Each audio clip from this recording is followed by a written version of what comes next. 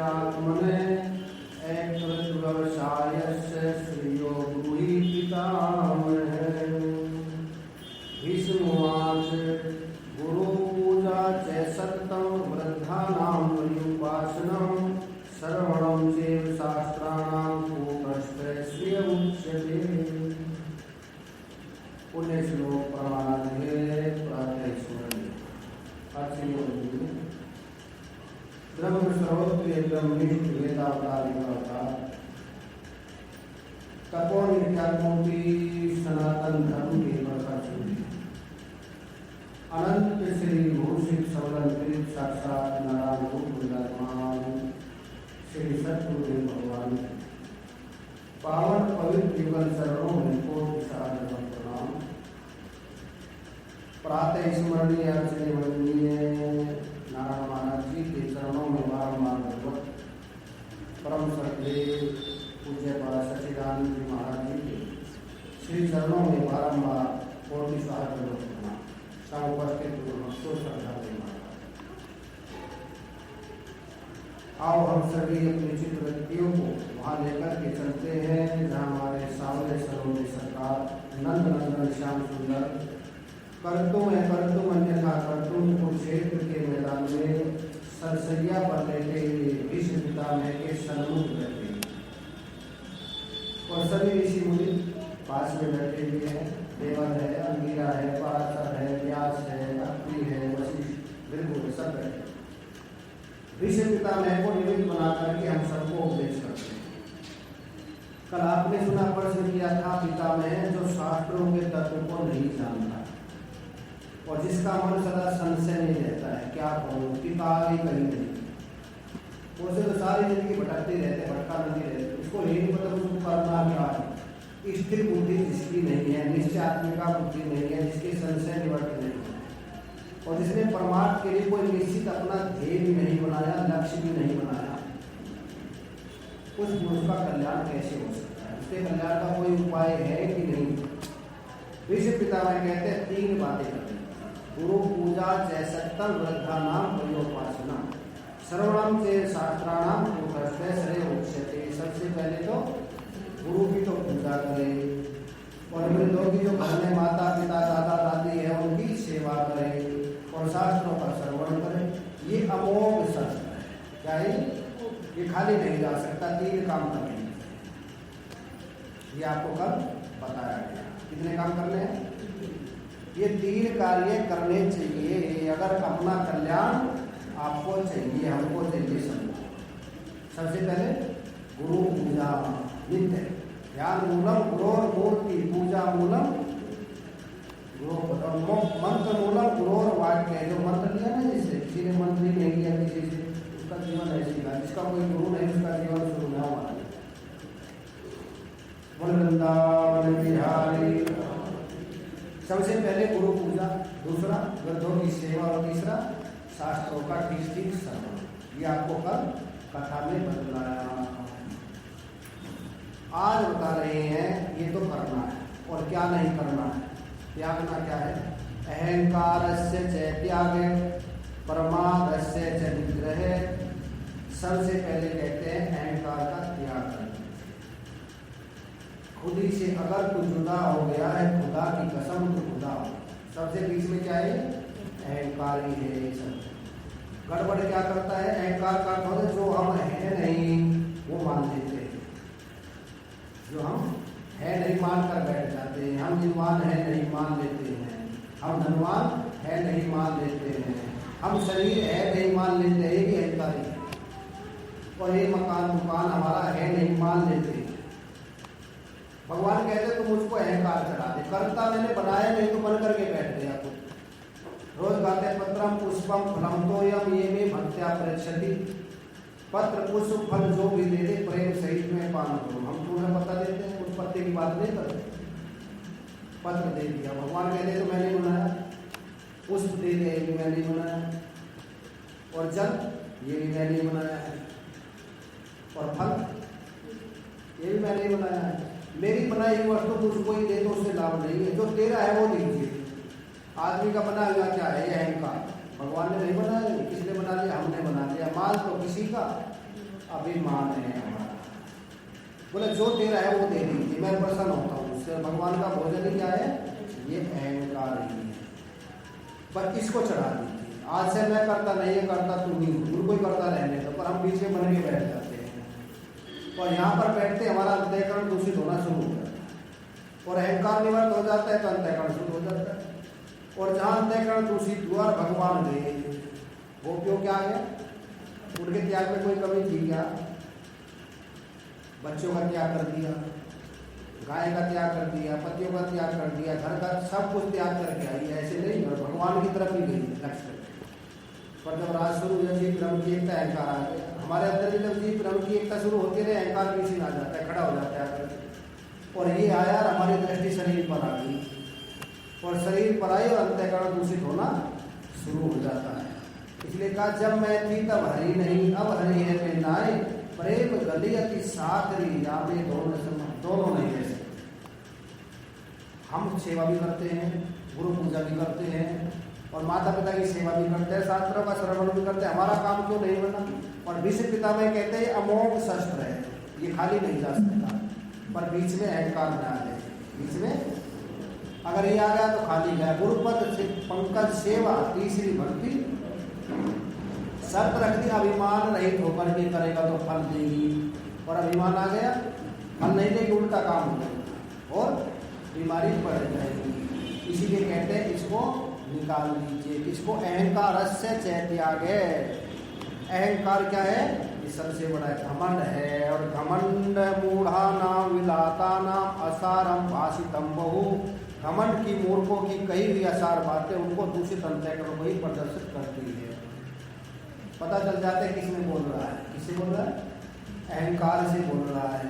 देखो पहले काम आया, नारद जी ने काम को तो जीत लिया, पर काम का बड़ा भाई अहंकार आ गया, उसको जीतना बड़ा मुश्किल हो गया। और जाकर के शंकर भगवान को किसी कथा सुनाते हैं।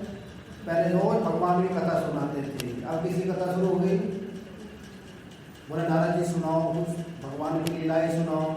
सुना दी, अपनी शुरू कर दी। वो काम का बच्चा आता, शंकर भगवान ने कहा राम कथा सुनाते थे, अब तो बोला वो छोड़ दिया, अब काम कथा चालू है। अब कौन सी कथा? देखो वो आता, घुटने टेक दिए मेरे सामने, आकर के हाथ जोड़ने लग गया। उसने बाण भी छोड़े, ये भी किया, मेरे को टस से मस नहीं कर सकते। अब शंकर भगवान समझ गए तो अहंकार आ गया। क्या गया? काम तो चला गया पर अहंकार आ गया। एक साधु था, उसकी कुटिया के सामने रहती, उसके सामने बिल्ली मर गई। बिल्ली को डालने गया बाहर और बिल्ली को डाल के आया था, ऊँट मरा हुआ वहाँ पर, दरवाजे पर ऊँट मर गया। ऊँट को कैसे डाले वहाँ से? ऊँट उठना पड़ा उसकी, बिल्ली को तो उठा के ले गए। शंकर भगवान ने कहा ये कथा मुझको तो सुनाई, किसी और को मत सुना। अगर हम कथा सुना रहे हैं और आप एक घंटा सुनने के बाद कहो महाराज जी मुझको तो सुना दी, कृपा करके और को मत सुना, तो आप क्या कहेंगे? मेरे को ये समझना चाहिए कुछ गड़बड़ है ज़्यादा। पर ईर्षा हो गई। क्या सारे आदमी क्या होता है? अगर कोई समझाए ना, कर मत नसीहत तेरी, मेरा घबराए है वो, मेरा पक्का है मेरी, जो मुझे समझाए। अगर सही बात समझा ना, अहंकारी आदमी क्या है, उसको समझेगा तो नहीं, ईर्षा हो जाएगी। तो नारद जी को क्या हो गए? ये अपने कोई मानते हैं, बस मेरी पूजा पाठ होती रहे, मुझको लोग मानते रहे, और मैं थोड़ा आगे बढ़ूँ तो मेरे को मानते नहीं। उल्टा सोच। बोले ठीक है। बोला अगर बात चले, बोला बात चले तो इसको दूसरी बदल देना मत, दोहराना मत। पर मन में भाव क्या उसका आता, पता नहीं क्या समझता है अपने, बस आता है सब मेरे शिष्य बने रहे और मुझको पूजा करते रहे, हमारे को कोई नहीं माने, मैं कौन से इनसे कम हूँ। और जहाँ यहाँ अहंकार आ गया। ब्रह्मा जी के पास गए, उनको सुना, उन्होंने कहा और को मत सुना, क्योंकि महापुरुषों को पता चल जाता है अहंकार बोल रहा है कि इसमें से नम्रता बोल रही है। विष्णु भगवान के पास गए और विष्णु भगवान पे जाते क्या किया, खड़े हो गए, पहले ही सोच लिया, खड़ा होकर प्रणाम, और सामने बैठा, बोला मेरे सामने। कहाँ बैठो? मेरे साथ बैठो। बोले ये जानते हैं, लेकिन मैं तुमको ठीक, वे नहीं जानते, ये जानते हैं देखो पहले वाला नाराज नहीं रहा है, दूसरा नाराज हो गया, पास में बैठा। अब बैठ के लक्ष्मी जी तो बेचारी चली, तो दोनों बात करेंगे। अब लक्ष्मी जी के सामने भी सुनाना था ना उनको, तो नारद जी को बोले माता जी क्यों चली? बोला मानद मानद बैठे हुए हैं, मैं सोचा कोई बात कर, नहीं बुलाओ, माता चली गई, क्या कारण है? मेरी दृष्टि ठीक नहीं है, देखो अपने आप ही कहना शुरू कर दिया, बोले दृष्टि की बात नहीं, कुछ कार्य करने गई आप सुनाओ। कहाँ से भाई ये शुरू किया और सारी कथा सुना, हमने समझ लिया, अब तो ऑपरेशन करना पड़ेगा। अब समझाने से काम नहीं चलेगा, जैसे किसी को फोड़ा हो जाए, फोड़ा हो जाए फुंसी, और फुंसी हो गई, डॉक्टर साहब के पास गए, डॉक्टर साहब ने दवाई दी प्लास्टर, ये इसको लगा लेना, इससे थम जाएगा। और उसने ना तो दवाई खाई ना वो लगाया, होता ना पता है लगाते थे काला सा प्लास्टर लगा तो नहीं, और पड़ गया। दूसरे डॉक्टर के पास गया, डॉक्टर ने सोचा अब ये बैठने वाला नहीं, अब तो इसका ऑपरेशन करना पड़ेगा। क्या करना पड़ेगा? ऑपरेशन करना पड़ेगा। तो भगवान समझ गए इसका तो ऑपरेशन करना पड़ेगा। नारद जी आपके सामने काम क्या है, आप साक्षात त्रिलोकीनाथ के बराबर हो और अभिमान को बढ़ा दिया। डॉक्टर क्या कहते हैं, इस दवाई को ला रहे हैं, जल्दी ये फूट जाएगा, जल्दी क्या होगा, पक जाएगा, फिर इसका ऑपरेशन करेगा, अभी बैठने वाला नहीं है, उनके अभिमान को और बढ़ा दिया। नारद जी खुश होकर वहां से आए, और वो कथा आप जानते हैं, वहां करके विष्णु वो बन गए ना, वहां पर क्या बन गए, राधा विष्णु मोहनी बन गए ना करते।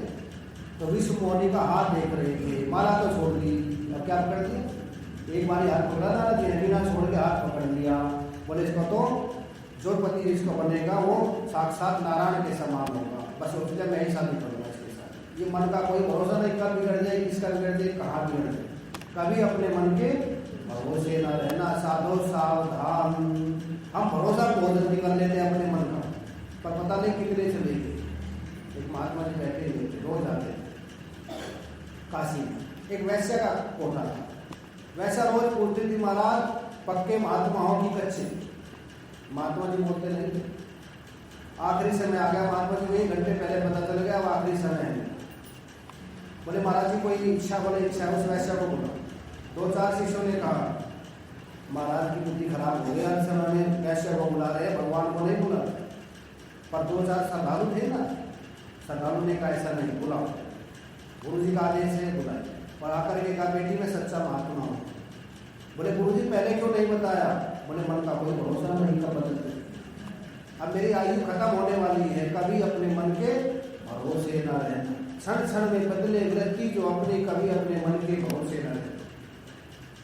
घास पात जो खात है उन्हें सतावे काम, और हलवा पूरी जो मारे उनकी जाने राम।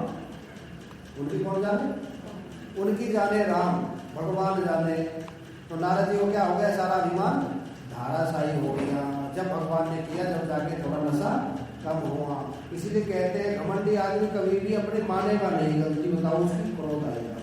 और जो अच्छा सरेक आदमी होगा, गलती समझते हाँ मैं गलत हूँ, इसका हम सुधार करेंगे। इसीलिए कहते हैं घमंड की यही निशानी रे, घमंड की अपनी बात ने ऊपर राखे, अपनी बात ने ऊपर राखे, नर अभिमानी रे, घमंड की यही निशानी रे, घमंड की अपनी बात ने ऊपर राखे, अपनी बात ने ऊपर राखे, नर अभिमानी रे, घमंड की यही निशानी रे, घमंड की। जिसका हाथ घमंड ने पकड़ा, जिसका हाथ घमंड ने पकड़ा, वो चाले बस अकड़ा अकड़ा, वो चाले बस अकड़ा। ये जिम में से लड़ गया ना, जिम करेंगे उनसे, और जिम में सब देखो कैसे चलता है, चलेंगे ना ऐसे देखते जैसे तेरे जैसा तो कोई आज तक नहीं, सबसे बलवान कोई ऐसे रेस्टोरेंट से है। जिसका हाथ घमंड ने पकड़ा, जिसका हाथ घमंड ने पकड़ा, वो चाले बस अकड़ा अकड़ा, वो चाले बस अकड़ा। मैं यूं कर दूं, मैं यूं कर दूं, बके जवानी रे, घमंड की यही निशानी रे, घमंड की यही निशानी। अपनी बात ने ऊपर राखे,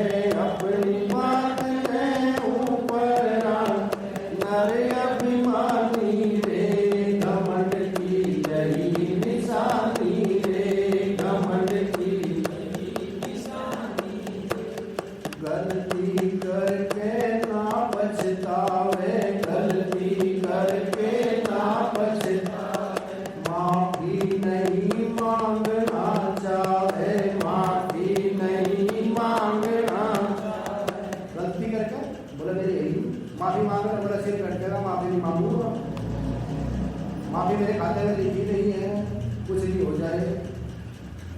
गलती करके ना पछतावे, गलती करके ना पछतावे, माफी नहीं मांगना चाहे, माफी नहीं मांगना, जो तेरे से होकर नूबत गवानी रे, घमंड की नहीं निशानी रे, घमंड की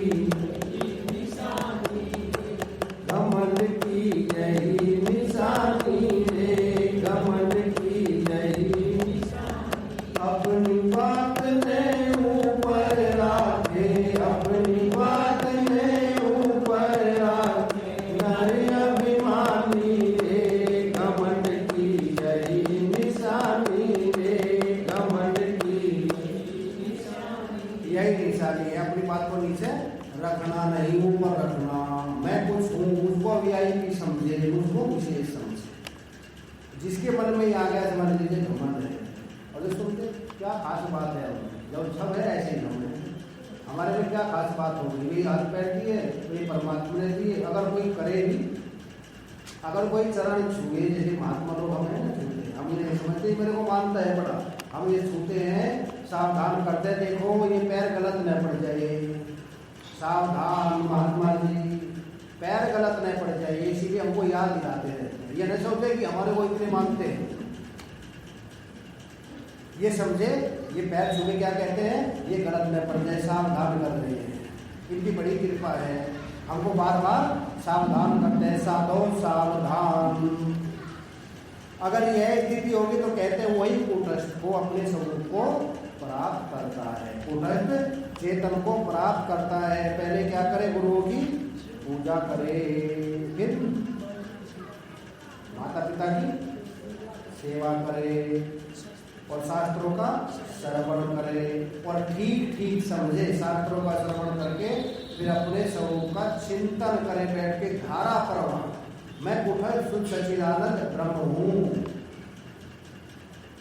क्या करे, धारा प्रवाह से निरंतर, जैसे गंगोत्री से लेकर के गंगा सागर तक गंगा मैया सतत बह रही है, बीच में टूटना नहीं चाहिए। देखो एक तो होता है साधन और एक होता है साध्य।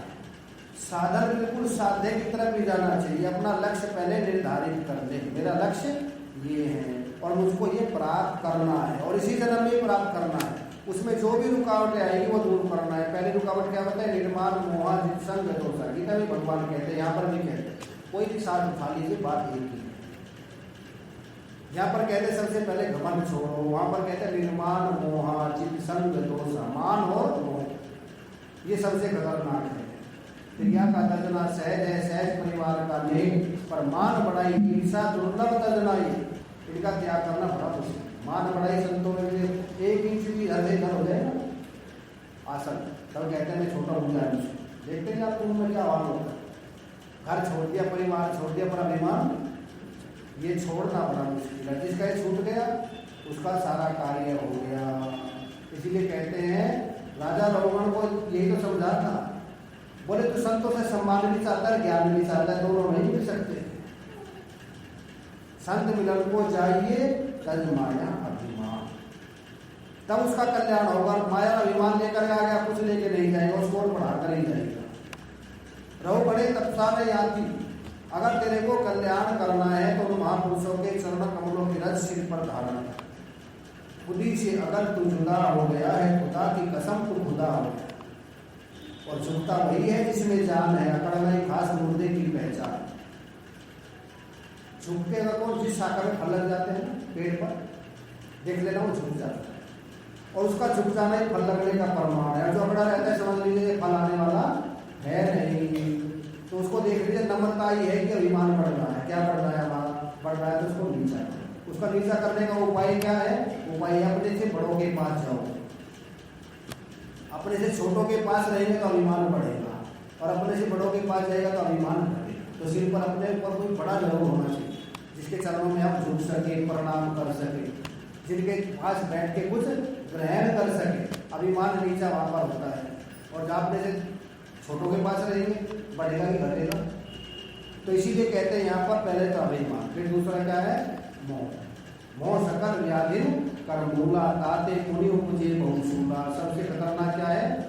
तब कुटस्थ का चिंतन ठीक होगा अपने स्वरूप का, तो ब्रह्माकार वृत्ति तब बनेगी। एक वृत्ति होती है वृत्ति व्याप्ति और फल व्याप्ति। कुटस्थ को तब समझेंगे आप। वृत्ति व्याप्ति में तो अकेला रहता है और फल व्याप्ति में दो होते हैं, चिदाभास और वस्तु, दोनों को प्रकाशित करता है। चिदाभास होगा तो आंखें भी खुली होनी चाहिए हमारी और लाइट भी जली होनी चाहिए। अगर रात का समय है और आपको कमरे में मेरा चश्मा लेकर के और आप आंखें तो आपकी खुली है, चश्मा दिखाई देगा क्या?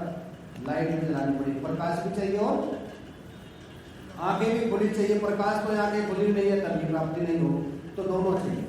यहाँ पर वस्तु भी चाहिए और चिदाभास उसको प्रकाशित करेगा।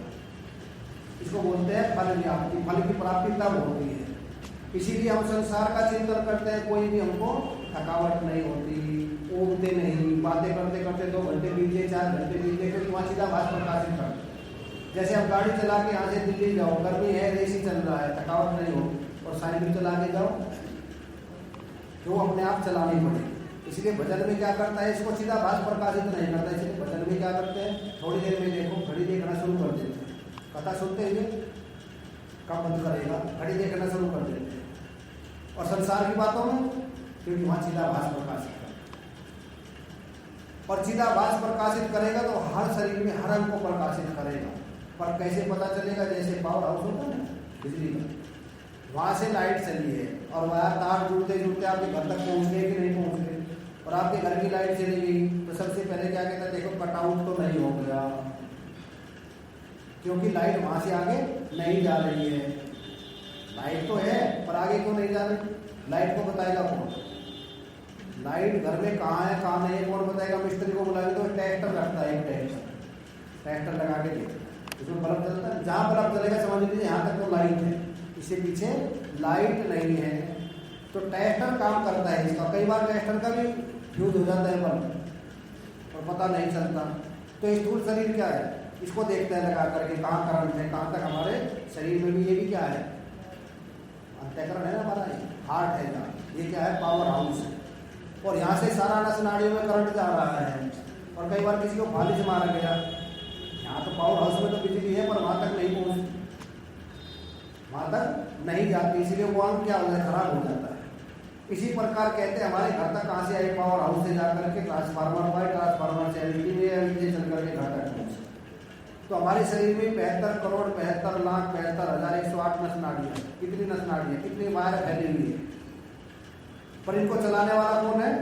Power house. उस पावर हाउस को कहते हैं यहाँ पर चिदाभास, चेतन का आभास पड़ता है। फिर वो कहाँ पड़ेगा? जैसे बिजली किसमें आई, तारों में, मोटर में, मोटर घूमती है बिजली से, और फिर मोटर क्यों घुमाता है पंखे को। इसी प्रकार कहते हैं पर वृत्ति व्याप्ति में किसी की आवश्यकता नहीं है, अकेला ही है। उसका जब वृत्ति अंतर्मुखी बनाएंगे, अंतर्मुखी सदा सुखी, बहिर्मुखी सदा दुखी। जब अंतर्मुखी वृत्ति बनाएंगे तब अपने आप की प्राप्ति होगी। वो क्या करेगा? आवरण भंग करेगा। कैसे करेगा? महावाक्यों के द्वारा। तत्वमसि, जब गुरु के मुख से सुनेंगे तत्वमसि, तत्वमसि का डंडा लगाएंगे। जैसे घड़ा है, घड़े के नीचे दीपक रखा हुआ है और दीपक को आपने एक डंडा लगाया, किसको? घड़े को कि दीपक को? घड़े को लगाया। अब वहाँ प्रकाश करना पड़ेगा कि प्रकाश पहले से ही है? प्रकाश पहले से ही, आपको बस घड़ा तोड़ना है। हम शुद्ध सच्चिदानंद ब्रह्म पहले से ही है, पर आवरण हटाना है, बस करना कुछ नहीं। क्या हटाना है? आवरण हटाना है। काई होती है ना, जैसे तालाब में गाँव काई आ जाती है पानी के ऊपर और दिखाई नहीं देता पानी, और एक पत्थर मारो फेंक करके काई को तोड़ देता है, पानी के दर्शन हो जाते हैं कि नहीं हो जाते? पानी हाँ हमने वहाँ भरा है कि पानी पहले से ही है? बीच में क्या गई? काई आ गई। काई किससे प्रकट हुई? पानी से प्रकट हुए, पानी को ढक लेती है। दूध से मलाई प्रकट हुई, दूध को ढक लेती। और ये नियम है, जहाँ काई होगी वहाँ पानी जरूर होगा, जहाँ अज्ञान होगा वहाँ ज्ञान जरूर होगा। क्या करना है? बस इसको ही हटाना है, करना कुछ नहीं है। जो ऊपर से ये मैल आ गया है हमारे अंदर, जो ऊपर से ये आवरण आ गया है, किसका? अहमता का और ममता का, कोई तो आवरण है। तब तक समता का अनुभव नहीं होगा। तो पहले क्या रहेंगे? पहले ममता हट गई है, फिर अहमता हट गई, बाकी क्या रहेगी? समता ही समता है। और हम समता चाहते हैं, न अहमता हटाएंगे न ममता हटाएंगे, फिर समता नहीं आएगी। तो इसके लिए क्या करना, इनको हटाना पड़ेगा। आवरण ऊपर से हटा दीजिए और ऊपर से आवरण हट। आप गए कोई अमरनाथ? गए नहीं कोई अमरनाथ? अमरनाथ जाओगे कभी देखना, अमरगंगा है वहाँ। और जब रक्षाबंधन के करीब जाते हैं लोग तो उसके नीचे अमरगंगा बहती बर्फ के नीचे।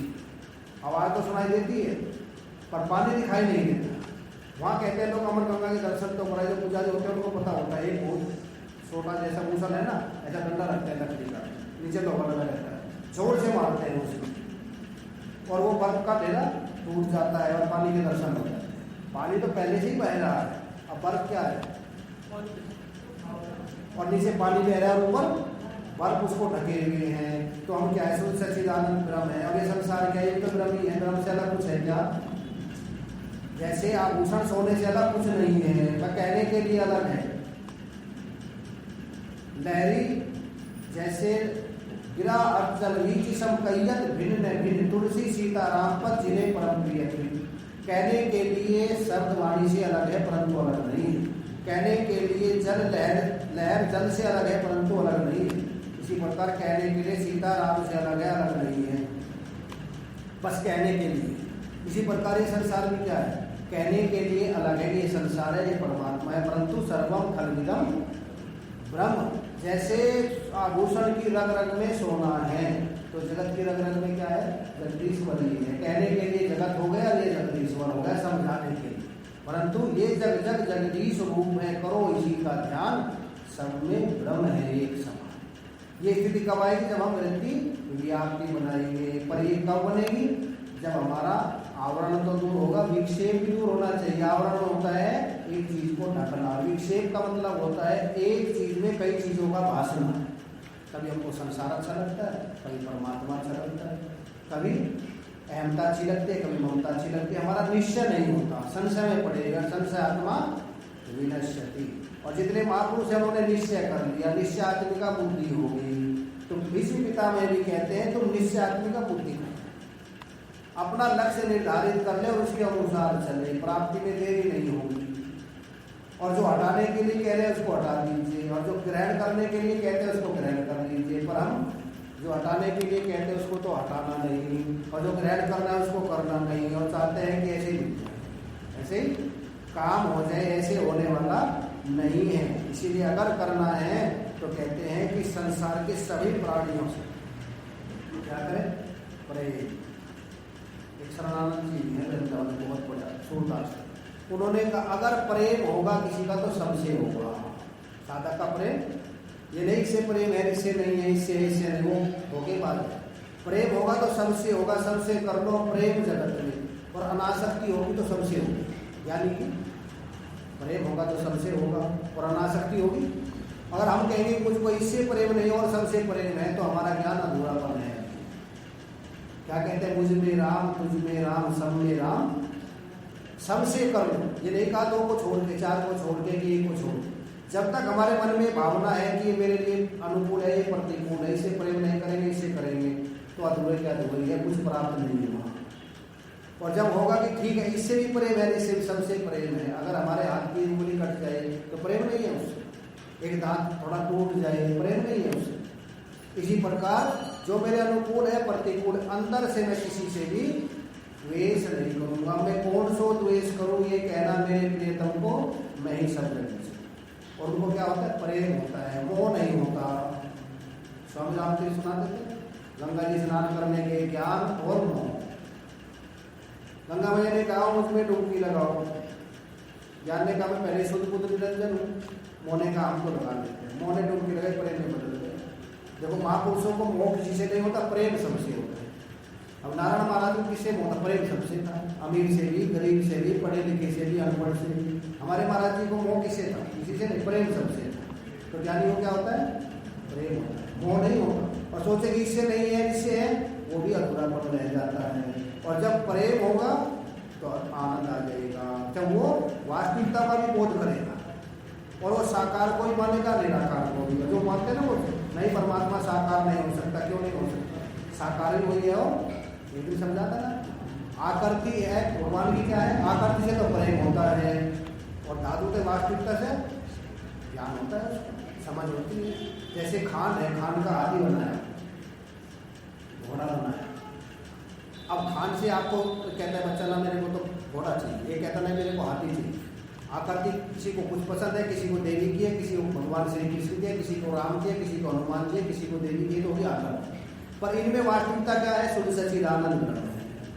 ये दोनों देख रहे हैं। जब उससे आसक्ति से प्रेम हो जाएगा, आकृति से प्रेम होगा तो फिर किसी से द्वेष नहीं होगा, क्योंकि भगवान का चिन्ह में देह है। देह कौन सी आपको होता? चिदानंद में देह तुम्हारा। हम समझते हैं हमारे जैसे ये भगवान भी जैसे हमारा 5 भूतों से बना, भगवान भी ऐसे बने। ये सबसे बड़ी भूल कर बैठते हैं, क्योंकि भगवान में अंतःकरण नहीं होता। हमारे में अंतःकरण होता है, जीव में अंतःकरण होता है, भगवान में नहीं होता। फिर पग चले सुने बिन काना, कर बिन कर्म करे विधि नाना, आनंद रहित सकल रस भोगी, बिन माही पड़ता बड़े। वो बिना कानों के सुनते हैं, बिना हाथों के चलते हैं, बिना मन के मनन करते हैं, बिना बुद्धि के निश्चय कर लेते हैं, बिना चित्त के चिंतन करते हैं। संकल्प से होता है कि नहीं होता? उन्हें 5 भूत की जरूरत नहीं पड़ती। जैसे भगवान श्री कृष्ण ने जब बनाए नहीं पछड़े, ब्रह्मा जी ने गोपाल बनाए, बोले बेटा तेरे को तो मैटेरियल देता हूँ तब बनाता है, और बिना मैटेरियल के बना दी, बिना संकल्प से बना दी। तो इसी प्रकार भगवान का दे क्या है? चिदानंद में। पर उसकी आकृति से जिसको प्रेम है, वो क्या कहते हैं ना, हमको तो आकृति से प्रेम है, वो व्यापक ब्रह्म पूर्ण है, ये सब हम जानती है, हम पागल नहीं है। पर प्यारे तिहारे निहारे बिना किया बेचारी ना मांगी, उसको देखे बिना ये आंखें तरसती रहती है। और जिसकी हालत ये होती है प्रेम हो गया भगवान से, उसका विक्षेप अपने आप दूर हो जाएगा। बाकी क्या रह गया? आवरण तब दूर। प्रेम भक्ति बिन रघुराई, अब यंतरमन कब होना चाहिए।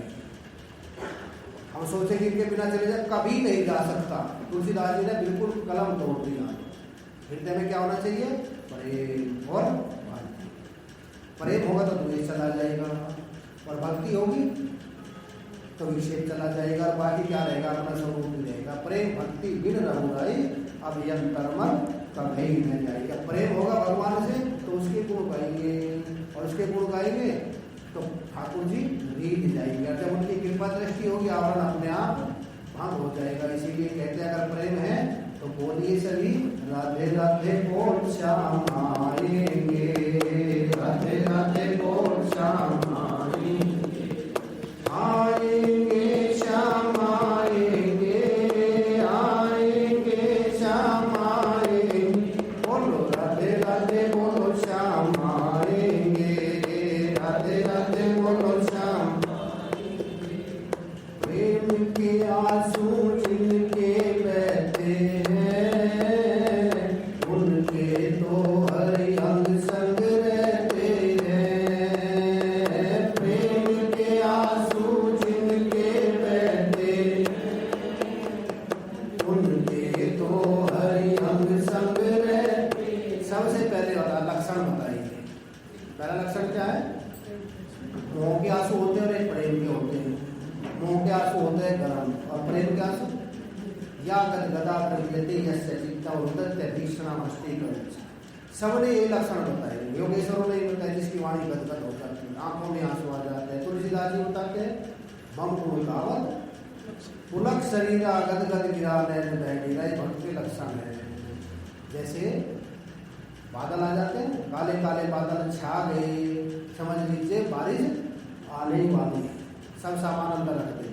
जब ये लक्षण भक्तों में आते हैं, समझ लीजिए भगवान आने ही वाले हैं। जब संत मिलन हो जाए, तेरी वाणी हरि गुण गाए, तब इतना समझ लेना अब हरि से मिलन होगा। ये लक्षण आ गए, सब लक्षण पहले ही आ जाते हैं। प्रेम के आंसू जिनके बहते हैं, उनके तो हरि अंग संग रहते हैं। प्रेम के आंसू जिनके बहते हैं, उनके तो हरि अंग संग रहते हैं। बस आस कर विश्वास कर, तू बस आस कर विश्वास कर, कान्हा से दिल की बात कर, वो आकर साथ निभाएंगे। राधे राधे बोलो श्याम आएंगे, श्याम श्याम बोलो श्याम आएंगे।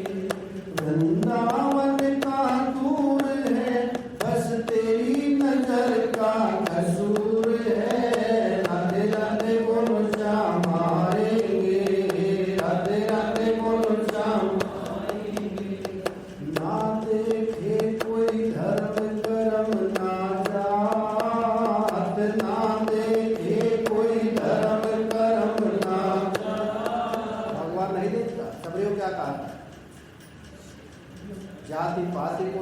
बढ़ाई, पर धन रटन गुण चतुराई, भक्ति ही नर सोई ये कैसे, बिन पानी बादल जैसे। मैं जाति पाति कुल धर्म को नहीं देखता, किसको देखता हूँ, जो प्रेम करते हैं उसके प्रेम को देखता हूँ। दुर्योधन जाति का तो बड़ा था, और विदुर जी बोले मैं दिखाऊँ कपड़े को भूख नहीं, विदुर जी के आने बनता। दुर्योधन ने कहा कि मेरे को सारा जीवन सीखवा गिला रहेगा आपसे, आपने मेरे यहाँ भोजन नहीं किया। भगवान ने कहा दो तरह से किया जाता है भोजन, या तो भूखा हो या प्रेम हो। प्रेम तेरा नहीं, भूखा मैं नहीं। बोले आपको कैसे पता कि मेरा प्रेम नहीं है? बोले मेरे को इस बात का पता है, अगर तेरे को प्रेम होता तो तू नारायणी सेना नहीं मांगता, मुझको मांग। इसे पता चलता है तेरा प्रेम धन से है, मुझसे नहीं है। तो हम भी देखें हमको किससे प्रेम है, ठाकुर जी से प्रेम है कि संसार से प्रेम है। और ये यथा माम परधनते ताम तथे भजाम में हम वम वर्तम वर्तनते मनुष्यापात सर्वसर। भगवान कहते हैं मैं तो दर्पण हूँ, जैसा तू देखेगा ऐसे मैं देखूँ। तो प्रेम से देखेगा तो मैं प्रेम से देखूंगा, और तू द्वेष से देखेगा, दर्पण में आंख निकाल के देखो, आंख निकाल के चेहरा दिखाई देगा। मुस्कुराते देखो, मुस्कुराते और रोते हुए देखो तो रोता हुआ दिखाई देता है। भगवान कहते हैं मैं तो दर्पण की तरह होता हूँ। मेरा प्रेम किससे है? विदुर रानी को प्रेम है, उसके पास पहुँच के और शुद्ध भूल के केले के छिलके दे रहे खा रहे हैं। प्रेम के भूखे सावरियां सबसे ऊंची। प्रेम के आंसू जिनके बहते हैं, उनके तो हरि अंग संग। और प्रेम के आंसू किसके बहेंगे? एक तो भक्ति से और एक जो सेवा करेगा उसके भी क्या प्रेम के आंसू भगवान को ही बहने लगते हैं। ऋषि पिता में किसके लिए रो रहे हैं? भगवान के लिए। भगवान किसके लिए रो रहे हैं? ऋषि पूछे आप क्यों रो रहे हो? बोला मैं रुला रहा है मेरे को, वो ऋषि पिता में रुला रहा है। चलो उसके पास संसार होते को उसके साथ नहीं रोएगा, पर भगवान के लिए जो रोएगा भगवान रोएंगे। गोपियों के लिए कौन रहा? सुदामा के लिए कौन रो रहा है? ये प्रेम के आंसू जिसके बहते उसके तो हरि। जब भगवान श्री राम ने देखा जटायु में सीता जी को ले जा रहा था रावण, उसने लड़ाई की सीता जी को बचाने के लिए, भगवान की सेवा में काम आ, पंख काट दी, तड़प रहा है बेचारा पड़ा। भगवान श्री राम ने अपनी गोद में उठाया, गोद में उठाकर भगवान इतने रोए दशरथ जी की नींद ले गई। उसका अंतिम संस्कार किया। आगे रावण का वध करके जब अयोध्या में आए तो भगवान बड़े उदास रहते थे, न किसी से ज्यादा बात करना, बस आंसू रहते थे। तो भरत जी ने, हनुमान जी ने, लक्ष्मण सब आगे, जनता ने पूछा आपको दुख किस बात का है, आपको कष्ट किस बात का है, आपको आंसू बार बार क्यों आते हैं, कारण क्या है? सीता जी को रावण हरण करके लेगा ये दुख है, कि लक्ष्मण जी को वीर धात्री शक्ति लगी ये दुख है, कि राज्य चला गया ये दुख है, पिताजी चले गए ये दुख है। बोले मेरे में से कोई दुख नहीं। फिर दुख इस बात का है? बोले न तात को सोच न मात को सोच, न सोच अवध के राज्य गए, लक्ष्मण के उर शक्ति लगी न सोच सीता रावण हरे को, पर बार ही बार कहे रघुराई मुझे सोच जटायु के पंख कटे। अगर मुझको सोच है तो बेचारे जटायु के पंख कटे। उस रावण ने जटायु के पंख काट दिए। सीता जी की सेवा में लगा हुआ था, मेरे को बार बार आंसू आते हैं तो जटायु के लिए आते। भगवान की सेवा तो जो सेवा करता है माँ बाप, और उसमें अपना समय लगाता है, भगवान की आंखों में प्रेम के आंसू आते। बोले बस इसका तो मेरे को कल्याण ही करना है, क्योंकि ये सेवा में काम आ गया। इसके अंदर क्या है? प्रेम है। और प्रेम किससे का? भक्ति से आ सकता है, ज्ञान से नहीं आएगा। प्रेम भक्ति बिन रघुराई अभियंतर मन, और किसी किसी महापुरुष के अंदर आते हैं, आंखों में आंसू आ जाए तो समझ लीजिए बस कल्याण हो गया। लाखों में किसी एक को चुनते हैं, अंदर की आवाज को सुनते हैं। लाखों में किसी एक को चुनते हैं, अंदर की आवाज को सुनते हैं। बस याद कर पर याद कर, बस याद कर पर नायू जीवन पर बात कर,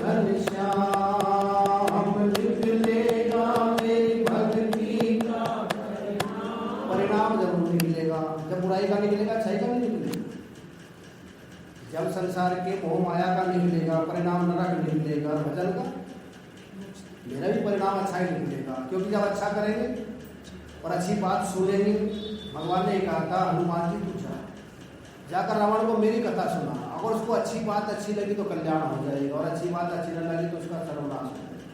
हम सोचे हमको अच्छी बात अच्छी लगी, ग्रहण करना तो अलग बात है, अच्छी बात अच्छी लगती है क्या, कथा अच्छी नकल होता था, रावण का सिर काटा, कहाँ तक गया, कल तक ही गया, उसको भी अमृत मिल गया कि नहीं मिल गया, उसकी भी औषधि बन गई, लहसुन लहू किया तो लहसुन बन गया, और हमारे कान तक ही कथा गई तभी कल्याण करेगी, भले अंदर तक नहीं गई, कान तक तो गई ना, कान तक गई तो नर से नारायण बना देगी, जैसे उसको क्या बना दिया, उस लहू की भी औषधि बना दी, तो हमारे कान तक भी गई है, चिंता मत करो, कान तक तो गई है ना, सुन रहे हो, भले हृदय में नहीं बैठी बात, अभी हृदय में जरूर बैठेगी, कान तक गई तभी कल्याण ये करने वाली है, इसमें कभी नुकसान हो ही नहीं सकता। गंगा जी का तैरना, गंगा जी का तैरना, गंगा जी का तैरना हो जाए परली पार, और डूब गए तो पार है, तैर गए तो पार। अगर डूब गए ना गंगा जी में तैरते तैरते, तभी गंगा मैया मोक्ष देती है कि नहीं देती, अगर तैर गया तब भी पार, और डूब गया तब भी पार ही है। अच्छी बात अगर कान तक आई तब भी पार, अंदर तक चली गई तो पार है, नहीं गई यहाँ तक भी गई ना तब भी पार ही। तब भी ठाकुर जी कहता मेरे लिए तो बैठा हुआ है। अगर आप जुए वालों के साथ बैठ जाओ और खेलते नहीं, पुलिस वाले पकड़ कर ले जाएंगे कि नहीं, बोले बैठा क्यों था, और जब कथा में बैठने से कल्याण नहीं होगा।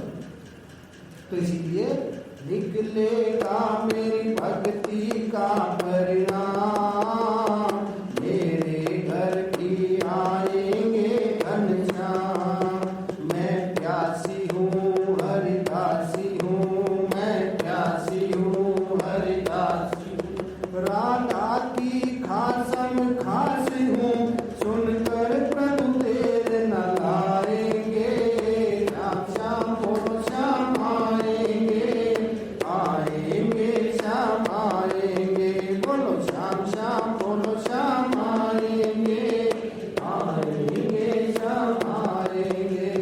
वृंदावन का दूर है, बस तेरी नजर का कसूर है, श्याम श्याम बोलो श्याम आएंगे, आएंगे श्याम आएंगे। कब आएंगे, जब बोलेंगे तो जरूर आएंगे। आपको रोज फोन करे कोई, घंटी हमारी 10 मिनट बाद भी, 20 मिनट बाद भी, 2 बार तो सोचेंगे अनजान है छोड़ो, और जब 10-20 बार करेगा, हाँ भाई बताओ क्या बात है, पूछेंगे कि नहीं पूछेंगे। और जब रोज पूछेंगे, रोज गाएंगे और रोज आवाज लगाएंगे तो भगवान भी ध्यान रखेंगे नहीं रखेंगे, बात करके देख लो।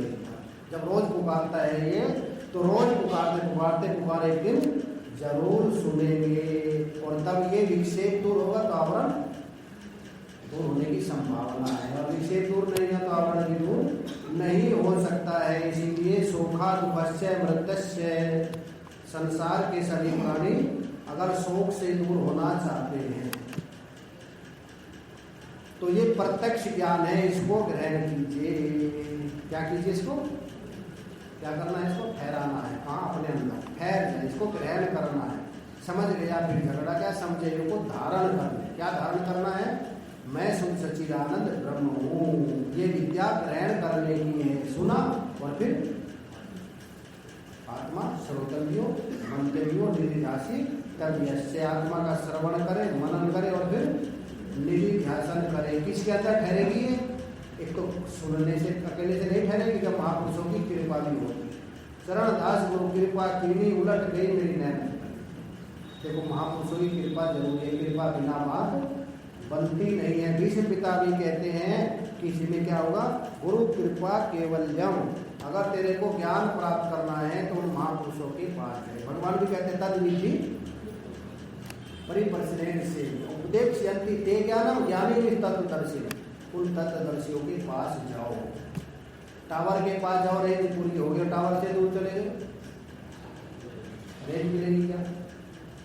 बोले जाके क्या करे, इधर से क्या करे, फिर बोले इधर से थोड़ा हटो और उधर जाके सटो। उत्तिष्ठत जागृत प्राप्त बोलते हैं, उठो जागो और महापुरुषों के पास पहुंचो। बोले देख तो लिया, अब इसका विचार छोड़ो, दुनिया ख्याल है, अब इससे न नाता, अब देख तो लिया। बोले नहीं, और देखेंगे और देखेंगे और देखेंगे और देखेंगे, फिर जाएंगे कब? अब देख लिया इधर से तो हटो और उधर जाकर के लगो, क्या होगा उससे प्राप्ति होगी। एक जगह शो चल रहा था बहुत बड़ा, और शहर के जैसे रोहतक के वीआईपी आदमी को लिए निमंत्रण था, साधारण आदमी के लिए। एक पति पत्नी ने, उनका बच्चा था 2 साल का, लेकर के उन्होंने कहा बच्चों के लिए अलाउ नहीं है, भले आप वीआईपी, बच्चा रोएगा, और यहाँ मना किया हुआ है और सख्त नियम से मना किया, अगर कोई रोएगा तो बातें करेगा उसको पैसे दे के वापस कर दिया जाएगा। बोले हमको मंजूर है, पर हमारा बच्चा बिल्कुल शांत बैठता है, जैसे ही बैठे हुए रोता नहीं, अंदर चले गए। शो देखा, 3 घंटे का शो था, 1.5 घंटे तक देखते, तो कोई मजा नहीं आया। उसने अपनी पत्नी से पूछा कैसा लग रहा है शो, बोला शो कुछ नहीं, तो उब गए। बोले उब गए, फिर बच्चे का हाथ मरोड़ते, उसने बच्चे का हाथ मरोड़ते हाथ बच्चे ने क्या रोना शुरू कर दिया। बच्चा रो रहा था, दौड़ करके आए 2-3, बोले हमने पहले ही कहा था, आप कहते हमारा बच्चा नहीं रोता, अपने पैसे करो बाहर तो उनको आना ही था, और वैसे आगे तो पैसे नहीं मिलेंगे, पैसे ही मिल गए बाहर भी आगे। तो हमारा भी हाल यही है, संसार के शो में यदि बैठे हुए ऐसे नहीं, यहाँ कुत्तों के लिए नहीं है, गधों के लिए नहीं है, मुर्गा मुर्गी के लिए, चीज़े के लिए नहीं है, इसके लिए है खास आदमी, इसके खास लिया 83,99,999 योनि पार करके बैठे हुए। अब संसार के शो में तो हम देख रहे हैं 50 साल के हो गए, मुझे कैसा लगा बहुत से सब नहीं उठते, एक तो ऊब जाता है यार, यही रोज करते रहेंगे क्या, हम तो ऊब गए इससे, फिर क्या करना, हाथ मरोड़ना नहीं, हाथ जोड़ दीजिए, क्या अब खाई सो खाई, अब खाई सो खाई, आगे खाऊ राम तुम्हारी, कम से कम हम तो हाथ जोड़ दीजिए, वहाँ मोड़ना नहीं है, क्या करना है, हाथ जोड़ दिया। अब देख तो लिया है, इसका विचार छोड़ो, दुनिया ख्याल है, इससे ना नाता जोड़े, किसे नाता जोड़े, मीरा कहती है ना, जितनी आयु बाकी रह गई कर दी तेरे, अब निर्णय लेने का समय आ गया। सुनो तो बहुत ही 15 दिन आपने सुना भी है, इसका परिणाम क्या होगा, अब हमको निर्णय लेना है, इधर इधर संसार की तरफ कि परमात्मा की तरफ। अब समय कौन सा आ गया, 50-60 से ऊपर हो गए, वो काम करेंगे जो ना मेरा बेटा बंटवा सकता, ना बेटी बंटवा सकती, कोई नहीं बंटवा सकता, मेरे को वो कार्य करना है 1-2 घंटे के लिए, रोज 1-2 घंटा ये कार्य करेंगे, सत्संग सुनेंगे, महापुरुषों के चरणों में बैठेगा। अर्जुन ने निर्णय ले लिया ना, भगवान ने कहा एक तरफ मेरी नारायणी सेना है, एक सोनी सेना, और एक तरफ मैं अकेला, हथियार भी नहीं उठाऊंगा, छाट में। अर्जुन ने क्या चाहा, आप चाहिए, पूछा ही नहीं, भाइयों से पूछूंगा, मीटिंग करूंगा, ये करूंगा, वो करूंगा, निर्णय तुरंत होते हैं, जो सोचते सोचते रह जाते हैं वो कभी निर्णय ले नहीं सकते। दुर्योधन तो खुश हो गया, इसका क्या करेंगे निकम्मे का, युद्ध इसको नहीं करना, शस्त्र इसको नहीं उठाना, इसको अलमारी में बैठा के पूजा करनी है, वहां पर तो युद्ध करना है, अगर बुद्धि से सोचो तो यही बैठता है। भगवान ने कहा अर्जुन हार निश्चित है, तेरी हरदम रहेगा उदास, माखन दुर्योधन ले गया, छाछ बची है तेरे पास।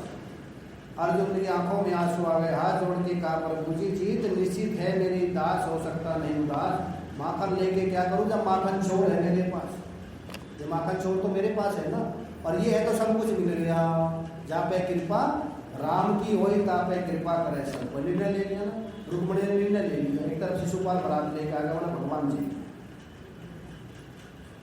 महापुरुषों ने निर्णय ले लिया। हम निर्णय लेने में अभी सोच ही रहे हैं क्या करें महाराज जी, इधर किशन से नहीं रहते हैं, न खुदा ही मिला न विशाले सनम, न इधर के रहे न उधर के, दुरंगी छोड़ दे एक रंग हो जा, सरासर मोह हो या संग।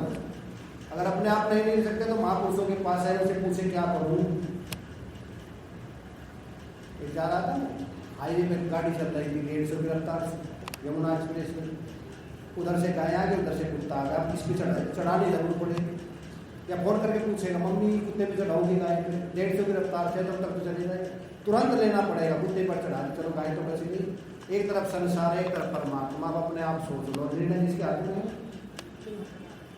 टाइम तो हो गया पर 2 मिनट का है। राजा बाबू ये कल सच घटना है, ऐसी सुनी नहीं कि वैसे दृष्टांत के द्वारा। वो समुद्र पे टहलने जा रहे थे, सेठ जी थे, तो टहल के सुबह सुबह आए, जो बंजारे होते हैं ना ये सड़क पर लेटे रहते हैं, लोहे का काम करते, उनका बेटा था 4 पाई पे लेटा हुआ था बाहर सड़क पर, उसको उसकी माँ उठा रहे थे, राजा बेटा देख सब जाग गए, तू कब जागेगा। राजा बेटा जाग जा राजा बेटा। वो राजा बेटा जागा नहीं, वो राजा बेटा जाग के जिज्ञासु थे, बोले 70 साल का हो गया, सही कह दिया राजा बेटा, तू कब जागेगा? सब जाग गए। घर आया, 2 जोड़ी कपड़े दिए और ट्रेन में बैठ गया, किसी को नहीं पता है, बात लग गई। वृंदावन के लिए आ रहा है, अब रिजर्वेशन होता तो बात दूसरी, वैसी बैठ गया लोकल। अब बीच में ट्रेन का वो होता है ना, पकड़ के खड़ा हुआ था। एक ने कहा भाई साहब या इधर हो जाइए या इधर हो जाइए, क्या सोच रहे हो, बीच में मत रहो। बोले इसमें भी मेरे को ज्ञान दे दिया, बोले बस इधर ही हो गई, मेरा यार यशोदा कवर हो चुका है, वो दिल हो चुका है, जिगर हो चुका है, और जो मन था इधर अब इधर हो गया, बस मन ही बदलना, करना कुछ नहीं। इसमें महापुरुष क्या करते हैं, इस मन को बदल देते हैं, और मन बदल गया तो काम बन गया। ताला एक ही, इधर घुमाई चाबी बंद और इधर घुमाई, अपनी तरफ मन घूम गया तो यही मुक्ति है, और संसार की तरफ मन घूम गया यही बंधन है। बंधन और कुछ नहीं, मन है मनुष्य नाम कारणम बंध। फिर यो अगर अपने आप नहीं होता तो महापुरुषों के पास जाए। क्या आते हैं, यहाँ पर आते हैं ना लोग, किसी आते हैं, रेल मिलती है, टावर है। महापुरुष क्या है, देखते ही सारी संशय दूर, सारी टेंशन दूर। क्यों? तपस्वी महापुरुषों ने तपस्या की। और एक ने 3 महापुरुष, अवधूत चंदन देव जी, नारायण महाराज, सच्चिदानंद महाराज, वेदांत की आपको कथा सुने सारी याद आ जाती है कि नहीं? काम बढ़े, ज्ञान बढ़े, गुणवान की संगत, और लोग बढ़े धन में, चित्ती में। क्या बढ़ाना है हमको? तो वो बढ़ेगा महापुरुषों के चरणों में आकर के बढ़ेगा। इसीलिए क्या, मोटे बंधन जगत के गुरु चरणों में काट। अगर काटने हैं ना मोटे मोटे तो यहाँ कटेंगे, घर पे नहीं कटने वाले। मोटे बंधन जगत के गुरु चरणों में काट, और छीने बंधन जगत के कटे ज्ञान। तो रोज ही महापुरुष यही करे, हमारा आना जाना इनके चरणों में रोज बना रहे। कहा कबीर साधु दरस, कबीरा दिन में कई कर कीजिए बार, साधु दरस को जाइए कई बार। ओ साजा काम में जो बहुत किया होगा, महापुरुषों के दर्शन कहते दिन में कई बार करो। कई बार नहीं कर सके 2 वक्त कर ले। या में विलंब न कीजिए, कैद कबीर समझे। 2 वक्त नहीं कर सके, 1 वक्त कर जाए। कबीर साधु दरस से काल दगा नहीं खाए। तो 1 वक्त तो आकर के चले जाए, और आकर के दर्शन करे, और फिर चले जाए। और यही प्रार्थना करे, हमारी गति मति गति सदा आपके ही श्री चरण कमलों में बनी रहे। और महापुरुष तो जो करते हैं ना, संसार हमारे लिए करते हैं, अपने लिए तो कुछ करते हैं। नारायण महाराज ने देखो कितनी तपस्या की, कितना भजन किया, गायत्री को सिद्ध किया, और लोगों के काम करे। साधु क्या करते हैं, लोगों का काम किया। 4 आने, 8 आने, 2 रुपये, 10 रुपये, 100 रुपये, 1000 रुपये, सबके इकट्ठे हो गए आश्रम बना दिया। और इसको भी जितने भी यहाँ पर ट्रस्टीगण हैं, मेंबर है, वो भी अच्छी तरह चला रहे हैं। ऐसे ही आश्रम चलता रहे, और हम सब की रति मति गति महापुरुषों के चरणों में, ठाकुर जी के चरणों में ऐसी बनी रहे। और हाथ जोड़कर बस यही कहे, हे भगवान हम पर कृपा बरसाते रहे, संत हम पर कृपा बरसाते रहे।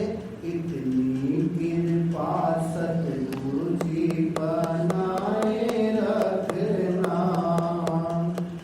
मरते दम तक चरणों में लगाए रखना। क्यों? क्योंकि हमारे अंदर संशय बहुत जल्दी आता है। आप बनाए रखना, हम तो बना के निभा के रखेंगे नहीं। महाराज जी कहते हैं वो तो निभा के परमात्मा को हाथ में रखेगा, हमें तो बिगाड़ने में 1 सेकंड भी नहीं लगाते हम। पर ये कहते हैं चलो निभाते, क्योंकि हम नहीं निभा सकते। जैसे बच्चा होता है छोटा, मम्मी आप ही संभालो, हम अपने आप संभाल नहीं सकते। तो महापुरुषों क्या कहते हैं, महापुरुष अगर निभा के न रखे, तुम तो 4 दिन 1 दिन में 4 बार बिगाड़ दो। हम बिगाड़ने में देर नहीं करते। वो फिर भी कहते हैं कोई बात नहीं। इसीलिए इतनी कृपा सतगुरु जी बनाए रखना, मरते दम तक चरणों में लगाए। मैं तेरी तू मेरा भगवन, तू राजी मैं राजी। मैं तेरी तू मेरा भगवन, तू राजी मैं राजी। तेरे नाम पर लिख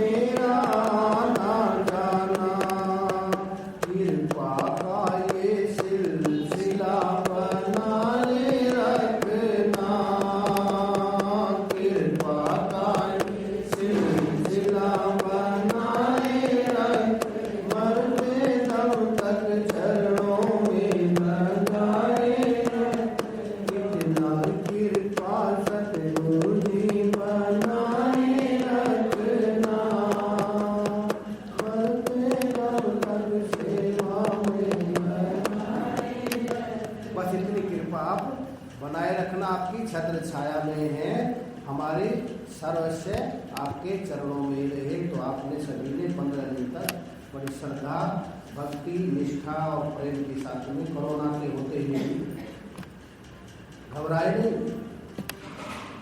और कोरोना ने हमको सिखाया सुमृत, करोना सत्संग, करोना भक्ति, करोना सेवा, भंडारा। कुछ भी हो जाए फिर भी करो। क्या रुकावट है बोले कुछ नहीं होगा तुम करो ना। ठाकुर जी क्या कहते हैं? सुमृत करो ना, क्यों नहीं करते? तो ये सारे कार्य आपने किए, भय नहीं लगा। बहुत को भी भय नहीं लगा क्योंकि भगवान को ज़्यादा महत्व दिया है। संसार को महत्व, किसी का कुछ पीड़ा है क्या, कितने बैठे किसी को कोरोना हुआ है क्या, जब भगवान के रास्ते में चलेंगे तो ठाकुर जी बचाते भी। और आपने सामाजिक दूरी भी बनाते हुए किया, क्योंकि कहते हैं एक तो होता है सीजन और एक होता है स्थान। सीजन पर हर वस्तु सस्ती हो जाएगी। जैसे आम का सीजन है, क्या भाव मिलेगा? 50 रुपये 60 रुपये किलो। अब सीधा 500 पहुँच गया। वो आनंद नहीं आएगा। फिर जो आनंद उस समय का है ना, तोड़ करके आम को खाइए, और ये मसाले का आनंद नहीं आएगा, क्योंकि अब क्या है, सीजन भी है। और वही सहारनपुर में जाके बड़े बड़े बाग है, मान लो तो आपको 20 रुपये किलो मिल जाएगा, जो यहाँ पर 60 रुपये किलो मिल जाएगा। अब सीजन भी है। सीजन कितना अच्छा, पुरुषोत्तम मास, कितना अच्छा। इससे अच्छा कोई मास नहीं। भगवान ने अपना नाम दिया, भगवान यहाँ कहाँ पृथ्वी लोग। जैसे नारायण महाराज एक तो आश्रम बना, उन्होंने एक आश्रम में आ गए तो कितना आनंद आ जाता था आपको, 100 गुना बढ़ जाता था कि नहीं। एक तो भगवान ने संसार बनाया और भगवान ही यहाँ आ गए, कितना आनंद आता है, 1000 गुना बढ़ जाता है। और भगवान की फिर कथा, जैसे महाराज जी आश्रम में पहुंचकर महाराज जी के भजन उनके सामने हम सुना रहे हैं, और प्रसन्नता होती थी कि नहीं। तो भगवान आ गए, भगवान की कथा सुना रहे हैं।